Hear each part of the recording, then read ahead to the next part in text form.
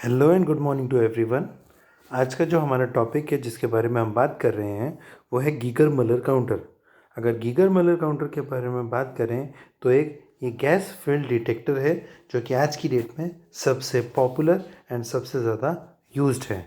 और ये एक oldest type of gas field detector है और आज की डेट में सबसे ज़्यादा यूज्ड है। क्यों? क्योंकि मेन रीज़न इसके पीछे यही है कि उसका डिज़ाइन बहुत सिंपल है एंड ऑपरेशन जिस तरह से वो काम करता है वो भी बहुत सिंपल है।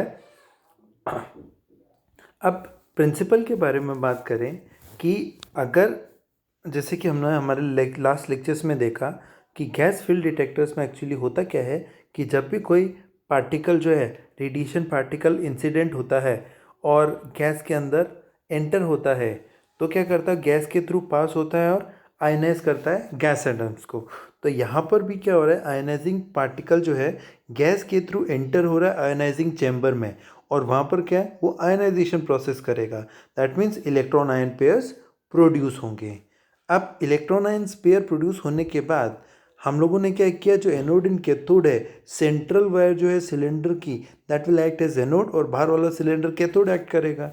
तो उनके बीच में हम लोगों ने स्ट्रॉन्ग पोटेंशियल डिफरेंस अप्लाई किया। अब पोटेंशियल डिफरेंस अप्लाई करने के बाद ये जो आयन्स हैं वो क्या है, सेकेंडरी आयन पेयर प्रोड्यूस करेगा और उसकी वजह से एवलेंच इफेक्ट आएगा। तो जो टोटल इफेक्ट है वो क्या होगा, प्रोपोर्शनल टू द एनर्जी जो कि प्राइमरी इवेंट में हुई थी उसके प्रोपोर्शनल होगा। तो अगर मान लो कि जो अप्लाइड इलेक्ट्रोड पोटेंशियल डिफरेंस जो है वो काफ़ी ज़्यादा है तो ये जो सेकेंडरी आयोनाइजेशन फिनोमिना है वो इतना डोमिनेंट होगा कि जो प्राइमरी आयोनाइजेशन है उसकी इम्पॉर्टेंस ख़त्म हो जाएगी, उसके ऊपर वो डिपेंड नहीं करेगा। या दूसरे वर्ड्स में हम कह सकते हैं कि जो फाइनल पल्स जो होगी वो किसके ऊपर डिपेंड करेगी, सिर्फ और सिर्फ ट्रिगरिंग ऑफ आयनाइजेशन कि आयनाइजेशन जैसे स्टार्ट होता है सिर्फ उसके ऊपर डिपेंड करेगी बाय द आयनाइजिंग पार्टिकल, और उस एनर्जी का जो पार्टिकल है उसके इंडिपेंडेंट रहेगा वो। नेक्स्ट है हमारा कंस्ट्रक्शन कि किस तरह से जीएम काउंटर है बना हुआ होता है। अगर जीएम काउंटर में बेसिकली हमने ये देखा कि ये गैस फील्ड डिटेक्टर है तो ऑब्वियसली हमारे पास एक चैम्बर होगा जिसको आयनाइजेशन चैम्बर बोलते हैं। यह एक मेटल केस है, मेटल केस के अंदर गैस फील्ड रहेगी। तो जीएम काउंटर में भी एक मेटल केस है। उस मेटल केस, ये जो मेटल केस है वो थिन ग्लास ट्यूब के अंदर रखा है। ये जो मेटल केस है वो हॉलो सिलेंडर है जो कि वो कैथोड की तरह एक्ट करेगा। नेक्स्ट है कि जो हमारा मेटल केस है, मेटल के सेंटर में एक पतली सी वायर जाती है जो कि नॉर्मली टंगस्टन की बनी हुई होती है और ये जो सेंट्रल एक एक्सेस ऑफ सिलेंडर से जाती है और ये इंसुलेटेड रहती है मेटल केस से और वो एनोड की तरह एक्ट करती है। अब ये जो ट्यूब जो है, जो मेटेलिक केस जो है, हॉलो सिलेंडर जो है वो इवैक्यूएटेड रहता है और मिक्सचर रहता है किसका, 90% of argon and 10% of ethyl alcohol. जो आर्गन है वो 10 सेंटीमीटर ऑफ प्रेशर और जो इथाइल अल्कोहल वेपर जो है 1 सेंटीमीटर ऑफ प्रेशर। अब यहाँ दोनों गैस का मिक्सचर क्यों यूज़ होता है वो हम आगे देखेंगे, क्योंकि इसमें क्वेंचिंग आती है और क्वेंचिंग इफेक्ट करने के लिए हम लोग इथाइल अल्कोहल यूज़ करते हैं। ये कैसे यूज़ में आता है हम लोग आगे देखेंगे। अब नेक्स्ट अगर हम लोग बात करें तो आगे ट्यूब का जो एक एंड है, एक एंड में एक thin window of mica sheet होती है। वो इसलिए लगी होती है ताकि जो रेडिएशन है वो ट्यूब के अंदर एंटर हो सके। फिर ये जो एक अराउंड अप्रॉक्सीमेटली 1200 वोल्ट्स का पोटेंशियल डिफरेंस अप्लाई करते हैं in between the cathode and anode. Anode that means central wire जो जा रही है। और ये जो वोल्टेज है वो इस तरह से एडजस्ट किया जाता है कि वो कहाँ पर है, below the breakdown voltage of gaseous mixture. क्यों? क्योंकि जीएम रीजन के बाद क्या आ जाता है, ब्रेकडाउन रीजन आ जाता है और अगर ब्रेकडाउन रीजन आ गया तो वहाँ पर डिटेक्शन पॉसिबल नहीं होता है। इसीलिए जो भी गैस हम लोग यूज़ कर रहे हैं, इस केस में हम लोग आर्गन यूज़ कर रहे हैं तो आर्गन के ब्रेकडाउन वोल्टेज के नीचे ही हम लोग अप्लाइड वोल्टेज रखते हैं। ये था कंस्ट्रक्शन। अब नेक्स्ट है कि इसमें जो है हम लोग इस कंस्ट्रक्शन में एक रेजिस्टेंस, हाई रेजिस्टेंस भी यूज़ करते हैं सीरीज में विद द बैटरी। ये जो है ये पिक्टोरियल रिप्रेजेंटेशन है हमारे गीगर मलर काउंटर का। अब हम लोग यहाँ पर देख सकते हैं कि ये जो है ये पूरा का पूरा ये क्या है, एक हॉलो मेटेलिक सिलेंडर है, मेटेलिक ट्यूब आ गया। अब इसके बाद इसका एक एंड जो है, ये एंड किससे, इस एंड में क्या कनेक्टेड है, ये this is a mica window, ये पूरी की पूरी माइका विंडो हो गई। और ये माइका शीट इसलिए लगाई जाती है ताकि यहाँ से इंसिडेंट रेडिएशन जो हमको डिटेक्ट करना है वो एंटर हो सके। ठीक है, फिर इस मेटेलिक ट्यूब जो सिलेंडर जो है, इनके इसके बिल्कुल सेंटर में जो है एक पतली सी थिन वायर जो रहती है, मेनली ऑफ टंगस्टन, वो जाती है और ये इंसुलेटेड रहती है पूरे के पूरे मेटेलिक सिलेंडर से, उसके साथ में कनेक्टेड नहीं रहती है। फिर जैसे ही, और एक और चीज़ यहाँ पर, ये जो रेजिस्टेंस है, ये रेजिस्टेंस हाई रेजिस्टेंस है इन सीरीज विद द जो पोटेंशियल डिफरेंस है, और यहाँ पर ये है हाई पोटेंशियल डिफरेंस हम लोग अप्लाई करते हैं। अब यहाँ पर हुआ क्या कि जब रेडिएशन यहाँ से एंटर होगा तो यहाँ पर आर्गन प्लस हम लोगों ने इथाइल अल्कोहल का मिक्सचर यूज़ किया, तो जब ये एंटर होगा तो आर्गन मॉलिक्यूल्स को आयनाइज करेगा एंड अपने रिस्पेक्टिव इलेक्ट्रोड्स की तरफ वो लोग मूव करेंगे। ठीक है, अब नेक्स्ट हम लोग इसकी वर्किंग के बारे में देखते हैं कि ये सिलेंडर किस तरह से काम करता है। अब यहाँ पर हमने, जैसे मैंने बताया कि एक हाई एनर्जी पार्टिकल जो है माइका विंडो के थ्रू एंटर हो रहा है किसमें, मेटेलिक सिलेंडर में। जब वो मेटेलिक सिलेंडर में एंटर होता है तो अंदर आर्गन गैस है, 90% आर्गन गैस है, तो वो most of the time argon gas के एटम्स के साथ इंटरैक्ट करेगा, कोलाइड करेगा एंड आयनाइज करेगा उनको। आयनाइज करेगा that means ion pair produce होंगे। अब इलेक्ट्रॉन आयन पेयर प्रोड्यूस हुआ तो उस वजह से क्या होगा, एक कैस्केड इफेक्ट आएगा। अब कैस्केड इफेक्ट में एग्जैक्टली हुआ क्या कि एक एटम के साथ इंटरेक्ट किया हाई रेडिएशन एनर्जी ने, उसने एक इलेक्ट्रॉन आयन पेयर प्रोड्यूस किया। अब ये जो इलेक्ट्रॉन आयन पेयर में जो इलेक्ट्रॉन है वो एक्सेलरेट होगा हाई वोल्टेज की वजह से, और वो क्या आएगा, दूसरे आर्गन एटम के साथ कोलाइड करेगा और दूसरा एक इलेक्ट्रॉन आयन पेयर प्रोड्यूस करेगा। तो यहाँ पर क्या, दो कोलिजन में पहला तो इंसिडेंट हुआ था वो, प्लस दूसरा जो हुआ पहले से इंटरैक्ट हुआ उससे एक प्रोड्यूस हुआ, तो यहाँ पर दो इलेक्ट्रॉन हो गए। ये जो दो इलेक्ट्रॉन है वो अगेन दो एटम के साथ इंटरैक्ट करेंगे और अगेन वहाँ पर दो और इलेक्ट्रॉन आयन पेयर प्रोड्यूस करेंगे, तो टोटल हमारे पास चार। तो ये कैस्केड इफेक्ट, एक के बाद एक के बाद एक के बाद ये successively electron ion pair produce होते जाएंगे।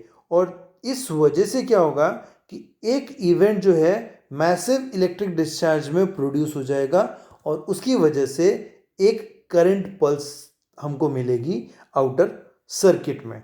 करंट पल्स मिलेगी, दैट मीन्स कि नंबर ऑफ इलेक्ट्रॉन्स पहुंच जाएंगे, इलेक्ट्रॉन्स अपने रिस्पेक्टिव इलेक्ट्रोड की तरफ जाएगा और सर्किट में करंट फ्लो होगा और हमको एक करंट पल्स मिलेगी।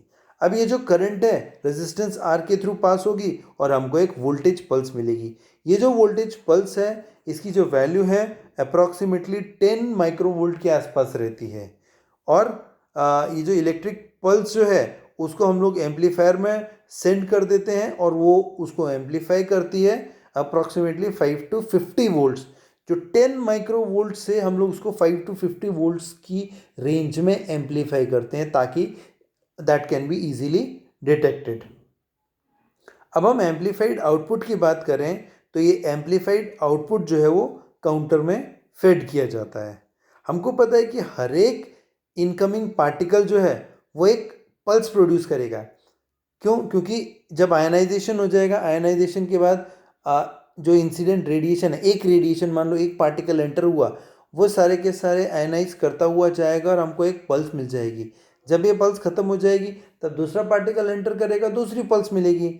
इस तरह से हम लोग क्या, हर एक पार्टिकल के लिए हमको एक इंडिविजुअल पल्स मिल जाएगी। तो इस इंडिविजुअल पल्स के साथ हम हर एक पार्टिकल को वन बाय वन काउंट कर सकते हैं। तो यहाँ पर the number of incoming particle जो है they can be counted very easily. अब इसके बाद कि ये जो सेकेंडरी इलेक्ट्रॉन्स हैं, ये सेकेंडरी इलेक्ट्रॉन्स जो प्रोड्यूस हुए वो प्राइमरी आयंस के इंडिपेंडेंट होते हैं या इनकमिंग पार्टिकल्स के इंडिपेंडेंट होते हैं बिल्कुल। क्यों? क्योंकि यहाँ पर क्या हुआ कि जैसे ही इंसिडेंट पार्टिकल आया, इंसिडेंट पार्टिकल ने क्या किया, सेकेंडरी आयन प्रोड्यूस किए, सेकेंडरी ने और ज़्यादा प्रोड्यूस किए और number of electron ion pairs produce जो हुए वो बहुत ज़्यादा हो गए। तो पहले के कंपैरिजन में इंडिपेंडेंट हो जाता है, इनकमिंग पार्टिकल्स के इंडिपेंडेंट हो जाता है।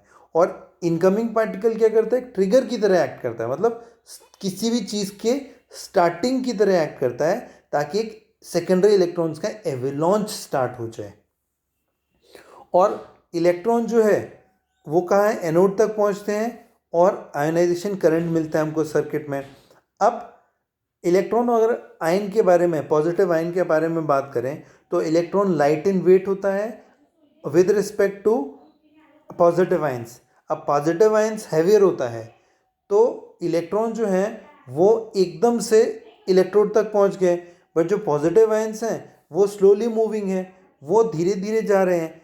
और ये क्या करते हैं, ये पॉजिटिव आयन इलेक्ट्रोड तक पहुंचते पहुंचते एक शीथ, एक बैरियर की तरह एक्ट करते हैं और वो फर्दर इलेक्ट्रॉन को एनोड तक पहुंचने के लिए टाइम लगाते हैं। ठीक है, तो यहाँ पर है क्या, कुछ टाइम तक सारे के सारे इलेक्ट्रॉन जो है वो अपने रिस्पेक्टिव इलेक्ट्रोड्स तक नहीं पहुंच पाते हैं, तो they form a sheath around the anode for a particular time.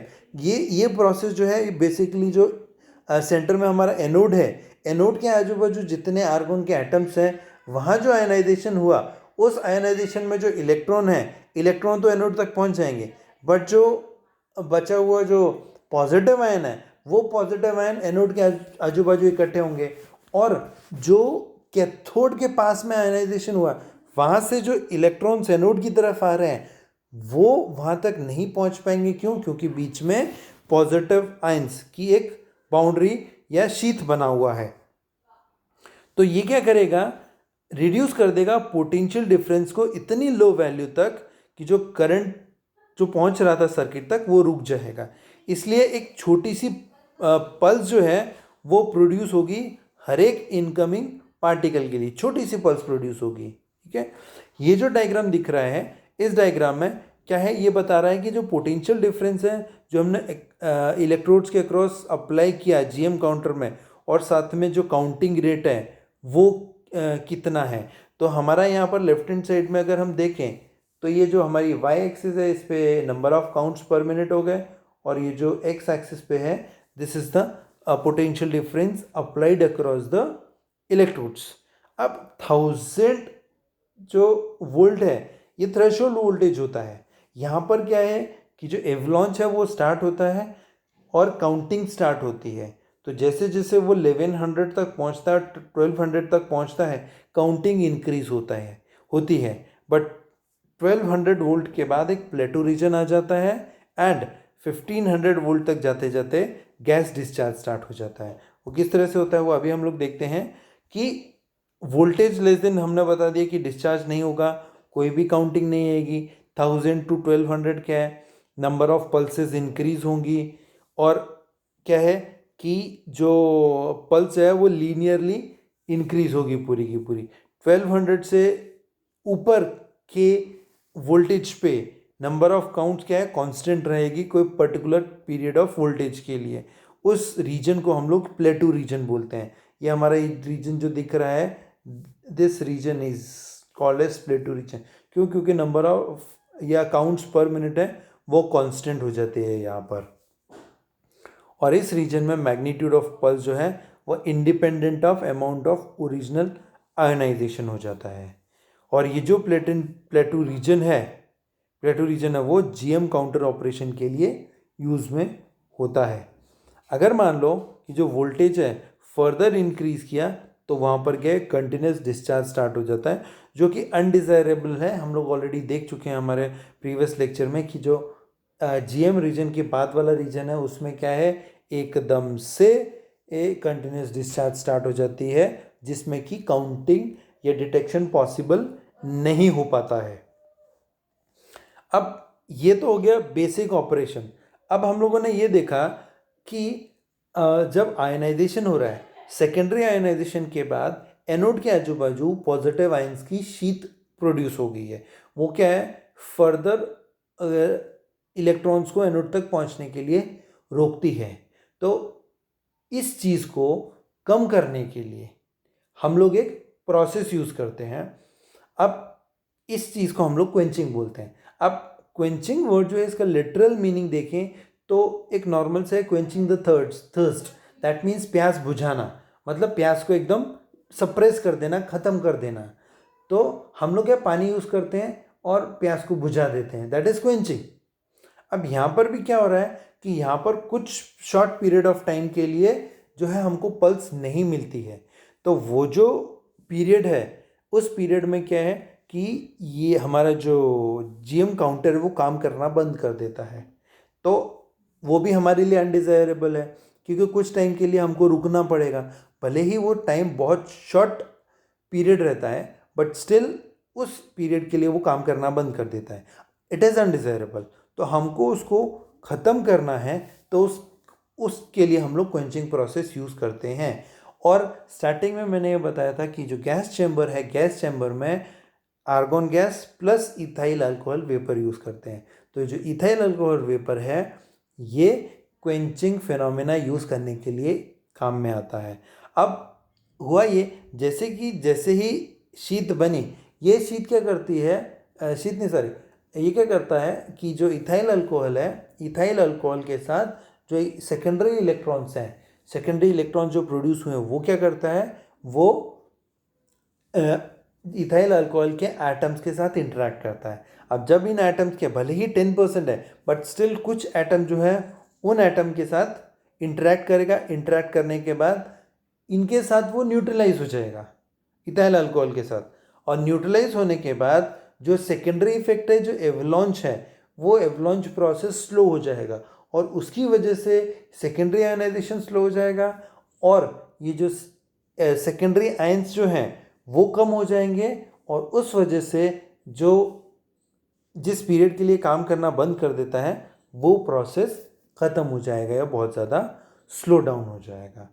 तो यही हुआ कि जब पॉजिटिव आयन जो है कैथोड तक पहुंचते हैं, अब क्या वो पॉजिटिव आयन कैथोड तक पहुंचे तो भी वो क्या करेंगे, सेकेंडरी इलेक्ट्रॉन्स को बाहर निकालेंगे, और क्या करेंगे, क्योंकि कैथोड तक जब पॉजिटिव आयंस पहुंचते हैं उनके पास एनर्जी बहुत ज़्यादा हो जाती है, तो ये जो इलेक्ट्रॉन है ये अगेन एनोड के पास पहुंचेंगे और अनवांटेड एवलॉन्च स्टार्ट करेंगे। मैंने बताया ना कि अनवांटेड एवलॉन्च स्टार्ट करते हैं यहाँ पर, तो उसकी वजह से काउंटर जो है कंटिन्यूस एवलॉन्च स्टार्ट रहता है यहाँ पर।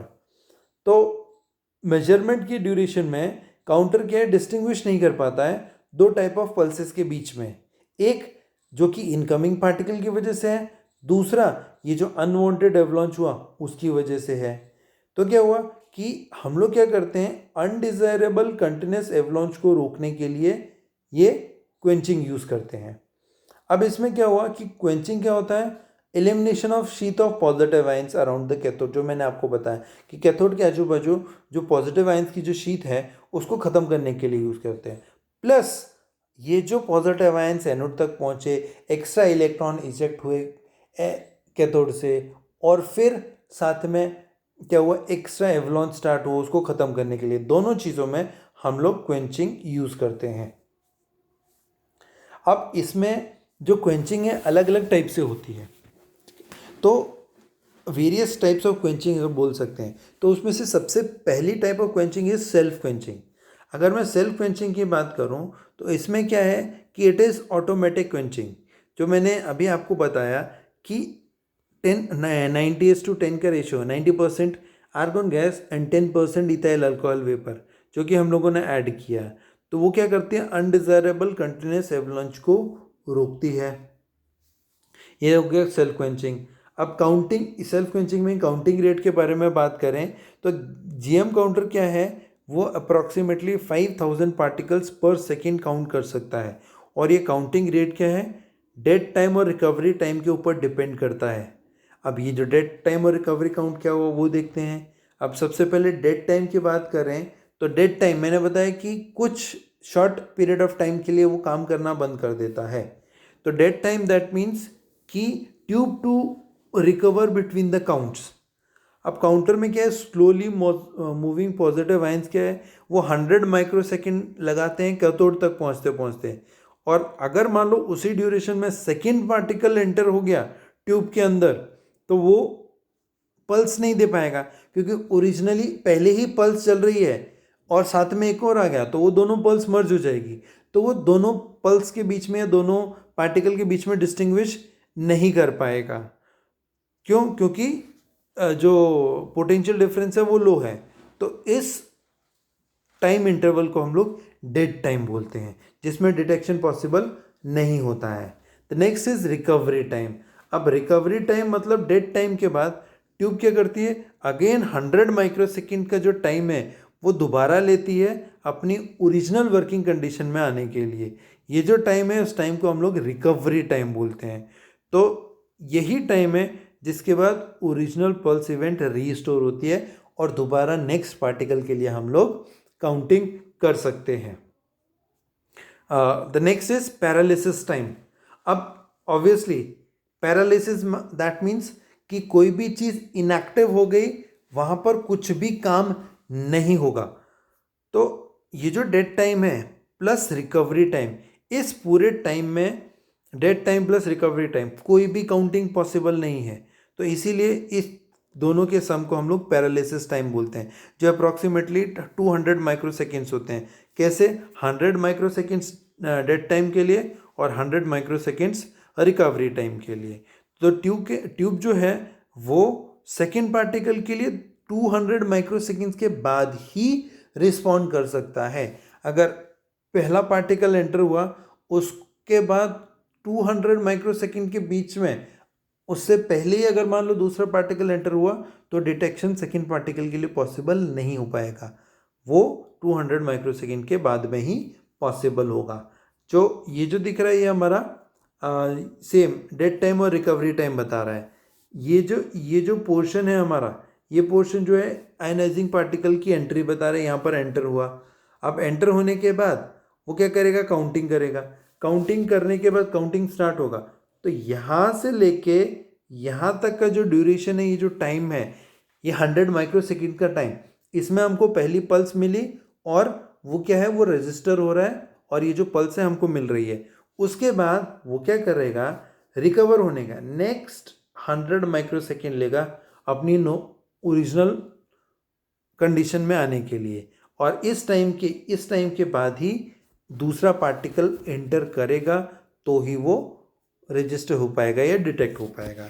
तो जो टोटल डेड टाइम से लेके ये जो रिकवरी टाइम है, इस पूरे को हम लोग पैरालिसिस टाइम बोलते हैं। ठीक है, तो आगे बढ़ते हैं। आगे वो है, it is efficiency of counting, कि ये जो हमारा जीएम काउंटर है, जीएम काउंटर की टोटल एफिशिएंसी कितनी होती है, कि काउंटिंग एफिशिएंसी कितनी होती है। तो ऑब्वियसली एफिशिएंसी, अगर लिटरल मीनिंग में एफिशिएंसी बोले की बात करें तो कितने नंबर ऑफ पार्टिकल एंटर हुए और कितने डिटेक्ट हुए, दैट इज इट्स एफिशिएंसी। तो हम बोल सकते हैं ये रेशो हो गया ऑब्जर्व्ड काउंट पर second to the number of ionizing particle entering the counter पर सेकेंड, कि एक सेकेंड में कितने नंबर ऑफ पार्टिकल जो है वो डिटेक्ट हुए विद रिस्पेक्ट टू कितने एंटर हुए, दोनों एक सेकेंड के अंदर, एक सेकेंड में कितने एंटर हुए और कितने डिटेक्ट हुए, उनका जो रेशियो है that is known as the efficiency of the GM counter. तो काउंटिंग एफिशिएंसी है its ability for the counting, कि एक आयन पेयर जो है प्रोड्यूस होता है। कैसे डिफाइन किया है? ऑब्वियसली नीटा efficiency is equals to 1 minus exponential of SPL। यहाँ पर SPL क्या चीज़ होगी, S जो गया स्पेसिफिक आयनाइजेशन एट 1 एटमॉस्फेयर या ATM, P is pressure in atmosphere and L is path length of the ionization particle in the counter. ये एक तरीका होता है एफिशिएंसी को डिफाइन करने के लिए। नेक्स्ट, अगर हम बात करें कि मान लो पर यूनिट टाइम में N0 क्या है, ऑब्जर्व्ड काउंटिंग है, और total number of ionising particle enter हो रहे हैं वो N हो गया उसी टाइम में, तो उस हिसाब से एफिशिएंसी हो गई जो हमने डिफाइन की थी, it is number of observed particles divided by the total incident particle that is entering to the GM, entering in the GM counter. तो फॉर एग्जांपल अगर मान लो 100 पार्टिकल्स एक सेकेंड में पास हो रहे हैं जीएम काउंटर के थ्रू और 85 डिटेक्ट हो रहे हैं, तो उसकी एफिशिएंसी 0.85 हो गई या 85% उस जीएम काउंटर की एफिशिएंसी हो गई। अब एक और तरीके से एफिशिएंसी को डिफाइन करते हैं, एक्सप्लेन करते हैं कि अगर मान लो टी जो है dead time of the GM counter है और n naught number of counts पर मिनट हो गए, तो एन नॉट टी क्या हो गया, ये क्या हो गया, inactive part of the that minute के, उस मिनट में इतने पार्ट इनएक्टिव हो गए, तो 1 माइनस एन नॉट टी क्या हो गए, active part of that time हो गए। तो उस हिसाब से एफिशिएंसी जो है उसको डिफाइन कर सकते हैं हम लोग, n naught upon n already थी, एन नॉट क्या है, इट इज़ क्या बोलते हैं active part 1 minus n naught T divided by 1। अब इसी चीज़ को हम लोग सिंप्लीफाई करके एन के फॉर्म में लिखें तो total number will be equals to n naught divided by 1 minus n naught T. तो हम ये बोल सकते हैं कि जो हमारे पास सेकेंड एक्सप्रेशन है, ये वाला जो एक्सप्रेशन आया, ये एक्सप्रेशन क्या शो कर रहा है कि एफिशिएंसी ऑफ काउंटर किसके ऊपर डिपेंड करता है, काउंटर रेट एन नॉट के ऊपर, ये काउंटर रेट एन नॉट के ऊपर और डेड टाइम टी के ऊपर, इसके अलावा और कुछ नहीं है। और जो वैल्यू ऑफ डेड टाइम जो है वह अप्रॉक्सीमेटली कहीं कहीं 500 माइक्रो सेकेंड्स के आसपास भी आती है। हमने पीछे देखा एक अप्रॉक्सीमेट एग्जांपल देखा जिसमें 200 माइक्रो सेकेंड की बात की थी। और एफिशिएंसी में बात करें तो किसी या कहीं कहीं जीएम काउंटर में 500 माइक्रो सेकेंड्स के आसपास भी आती है ये डेड टाइम की वैल्यू। अब ये तो था हमारा पूरा का पूरा जीएम काउंटर के बारे में कि प्रिंसिपल क्या हो गया, कंस्ट्रक्शन क्या हो गया, किस तरह से काम करता है। तो इसके मेजर एडवांटेजेस देखते हैं। तो एडवांटेजेस में सेंसिटिव डिवाइस है जो कि चार्ज पार्टिकल जैसे अल्फा और बीटा पार्टिकल्स को आसानी से डिटेक्ट कर सकता है। ये क्या है, एक लार्ज पल्स जो है, लार्ज पल्स को क्या बोलते हैं, एक लार्ज पल्स प्रोड्यूस करता है जिसमें कि पल्स के, तो ये जो जीएम काउंटर है ये एक लार्ज पल्स प्रोड्यूस करता है जिसमें एम्पलीफिकेशन की रिक्वायरमेंट बिल्कुल नहीं होती। और ये जो लार्ज पल्स जो है वो सेकेंडरी आयोनाइजेशन और उसकी वजह से जो एवलॉन्च हुआ उसकी वजह से हमको मिलती है।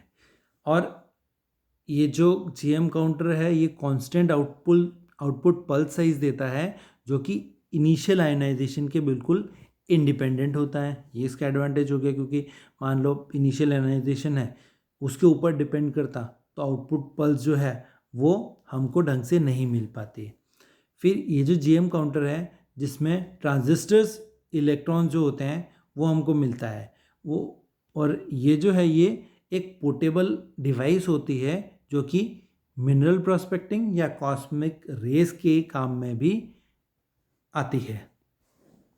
अब यहाँ तक तो हो गया हमारे एडवांटेजेस।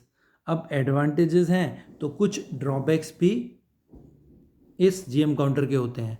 अब ड्रॉबैक्स के बारे में बात करें तो ये जो जीएम ट्यूब है, जीएम ट्यूब की लाइफ जो है वो लिमिटेड रहती है। लाइफ लिमिटेड है दैट मीन्स कि जो ऑर्गेनिक वेपर्स हैं या जो हम लोग गैस यूज़ कर रहे हैं वो कुछ टाइम बाद ख़त्म हो जाती है। गैस ख़त्म दैट मीन्स कि पूरी की पूरी गैस जो है वो न्यूट्रलाइज हो जाती है। कि जब पॉजिटिव आयन जो है वो न्यूट्रलाइज हो गए कैथोड के ऊपर और वो मॉलिक्यूलर फ्रेगमेंट्स में अलग अलग डिसोशिएट हो जाते हैं, तो कुछ टाइम बाद जो प्रेशर है गैस का स्लोली इंक्रीज हो जाता है मॉलिक्यूलर फ्रेगमेंट्स की वजह से, और थ्रेशोल्ड वोल्टेज जो है वो बहुत ज़्यादा बढ़ जाता है। तो हमको इसकी गैस बार बार रिफिल करनी पड़ती है कुछ टाइम के बाद। फिर इस जीएम काउंटर में जो अनचार्ज पार्टिकल है वो डिटेक्ट नहीं हो पाते हैं। फिर किसी भी न्यूक्लियर फिनोमिना का जो रिकॉर्ड है वो रिकॉर्ड रखना पॉसिबल नहीं हो पाता है। फिर ये जो जीएम काउंटर है वो कुछ टाइम के लिए इनसेंसिटिव रहता है, जो कि हम लोगों ने पैरालिसिस टाइम बताया, जो कि अप्रॉक्सीमेटली 200 से 500 माइक्रो सेकेंड्स के बीच में रहता है हर एक आयनाइजिंग इवेंट के बाद। तो ये क्या है, जीएम काउंटर का यूज़ लिमिट कर देता है। क्यों? क्योंकि इनसेंसिटिव हो जाता है लोअर काउंटिंग रेट के लिए ही। अगर मान लो काउंटिंग रेट ज़्यादा है दैट मीन्स कि इंसिडेंट पार्टिकल है वो बहुत जल्दी जल्दी आ रहे हैं, तो उस केस में इसको यूज़ करना पॉसिबल नहीं है। लो काउंटिंग रेट है, मतलब पार्टिकल्स धीरे धीरे आ रहे हैं, 500 माइक्रोसेकेंड्स के बाद में ही दूसरा पार्टिकल आ रहा है एक पार्टिकल के बाद में, तभी काउंटिंग पॉसिबल है इसमें। उससे पहले अगर पार्टिकल आ जाता है तो काउंटिंग पॉसिबल नहीं होती है यहाँ पर। तो ये था हमारा क्या बोलते हैं ड्रॉबैक का चौथा पॉइंट। तो और एक चीज़ है कि ये पार्टिकल की एनर्जी के बारे में कुछ नहीं बता सकता। पार्टिकल की एनर्जी के बारे में कुछ नहीं इसलिए नहीं बता सकता, क्यों? क्योंकि इंसिडेंट पार्टिकल की एनर्जी के ऊपर जो आउटपुट पल्स है वो डिपेंड नहीं करती है। क्योंकि जब सेकेंडरी आयोनाइजेशन होता है, सेकेंडरी आयोनाइजेशन के बाद एवलॉन्च स्टार्ट हो जाता है और हमको लार्ज पल्स मिलती है। अब ये लार्ज पल्स जो है, इंसिडेंट पार्टिकल की अगर एनर्जी जो है कम है तो भी एवलॉन्च मिलेगा, और थोड़ा ज़्यादा है उससे तो भी हमको एवलॉन्च इफेक्ट मिल रहा है। क्यों? और ये दोनों के केस में एवलॉन्च इफेक्ट इसलिए मिल रहा है क्योंकि यहाँ पर जो अप्लाइड वोल्टेज है उसकी वैल्यू काफ़ी ज़्यादा होगी। तो उस वजह से हम जो इंसिडेंट पार्टिकल की जो एनर्जी है वो हम नहीं बता सकते हैं यहाँ पर। ठीक है, तो this was all about the Geiger Muller counter. ठीक है, तो आज के लिए इतना सफिशिएंट है। Thank you.